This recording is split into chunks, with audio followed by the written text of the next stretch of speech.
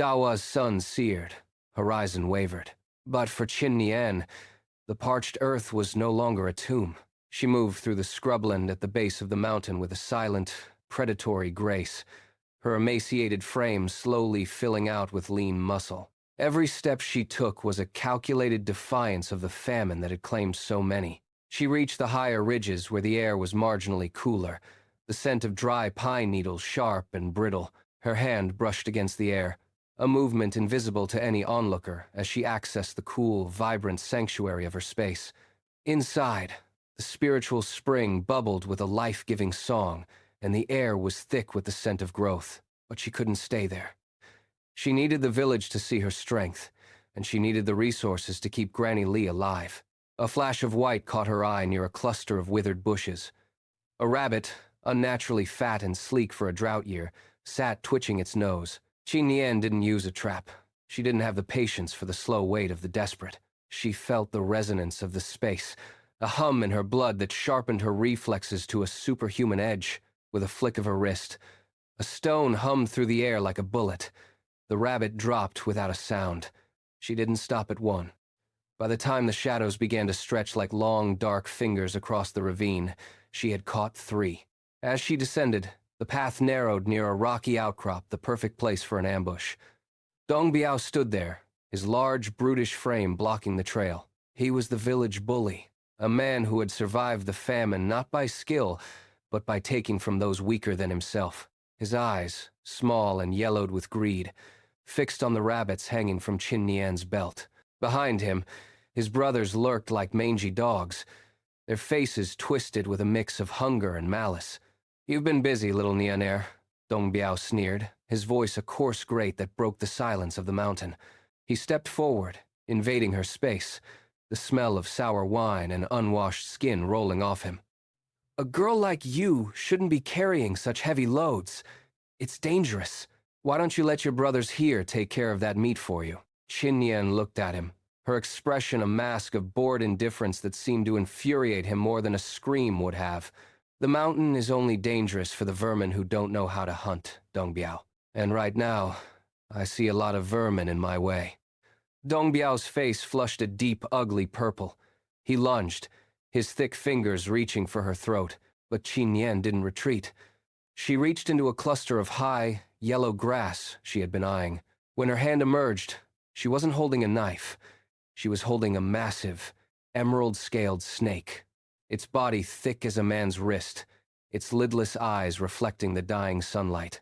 The movement was a blur of lethal efficiency. Before Dong Biao could register the danger, Qin Nian stepped into his guard and draped the cold, heavy weight of the serpent around his neck. The snake hissed a sound like steam escaping a pressurized pipe, its forked tongue flickering inches from his ear. Dong Biao froze, the mature reality of his own mortality stripped away his bravado in an instant. He didn't scream. He let out a thin, pathetic whimper as his knees buckled. His brothers backed away, stumbling over their own feet in their haste to distance themselves from the witch and her pet. "If I see you on this path again," Qin Nian whispered, her voice a chilling contrast to the hiss of the snake, "I won't let the snake go. I'll let it bite, and I've heard this kind likes to start with the eyes." She walked away, the snake slithering back into the brush as if answering a silent command. This wasn't just a victory. It was the birth of a legend. Back at the small house, Granny Lee was waiting, her hands busy with a threadbare blanket. The old woman had begun to change under Qin Nian's care. Her skin was no longer the color of ash, and her eyes had regained a spark of the tigress she had once been. Qin Nian didn't just bring meat. She brought the seeds she had bartered for in the county town. "Grandma, we're planting tonight," Qin Nian said, her voice softening only for the old woman. While the rest of Dawa village slept in the grip of hunger-induced fever, Qin Nian worked. She mixed the water from the spiritual spring into the parched soil of her small garden plot. She watched as the earth drank the liquid, turning from a dusty gray to a rich, dark brown. Within days, green shoots pushed through the surface, vibrant, defiant things that mocked the brown wasteland beyond her fence. This was what the villagers began to call Grandma's golden move. They gathered at the gate, whispering, their eyes wide with awe. They saw corn stalks rising high, and emerald leaves of vegetables that tasted of sweetness and power. Qin Yan let them watch. She was building a fortress of prosperity in a desert of despair. It was during these weeks that the social fabric of the village began to warp around her. Gangfeng, the son of the neighbor she had saved, became a constant, silent presence. He was a man of few words, his strength quiet and solid like the mountains they both walked. He helped her carry water, his large, calloused hands occasionally brushing against hers as they passed the wooden buckets. The contact was brief, but the tension was unmistakable. A slow burn romance born of shared survival and mutual respect. One evening, as the moon hung low and silver over the fields, Gangfeng stood by the willow tree, watching her work. "You're making them nervous, Nianer," he said, his voice a low rumble. "They don't understand how you do it, and what they don't understand, they fear." Qin Yan looked up, the starlight catching the sharp angles of her face. "Let them fear. Fear is a better shield than kindness when people are starving." Gangfeng looked at her for a long moment, a ghost of a smile playing on his lips. "You're a hard woman, Qin Yan, but you're a fair one." He reached out, his thumb grazing a smudge of dirt on her cheek. The touch was lingering, a silent acknowledgement of the bond forming between them, a connection that went deeper than words. But prosperity brought the wolves, both animal and human. First came the matchmaker, a woman of excessive powder and false smiles, sent by the village elite who saw Qin Yan as a prize to be managed. They wanted to link her to Dong Biao's family, a desperate attempt to bring her resources under their control. "Think of your reputation, girl," the matchmaker chirped, her fans fluttering like the wings of a panicked bird. "A girl alone cannot protect a house this prosperous. You need a man's name to ward off the trouble." Qin Yan stood up, the movement so sudden the matchmaker jumped. "I don't need a man's name. I have a shovel, a snake, and a mountain that provides. Tell Dong Biao that if he wants a wife, he should look for someone who doesn't know how to kill a man with a stone." The rejection was a public humiliation for the bullies, but it signaled a shift in the stakes. The local rivalries were no longer about petty insults. They were about life and death. The literal wolf arrived on a moonless night, a massive, scarred beast. Its fur matted with blood and its eyes yellow with a desperate, mad hunger began to terrorize the village. It wasn't just a predator.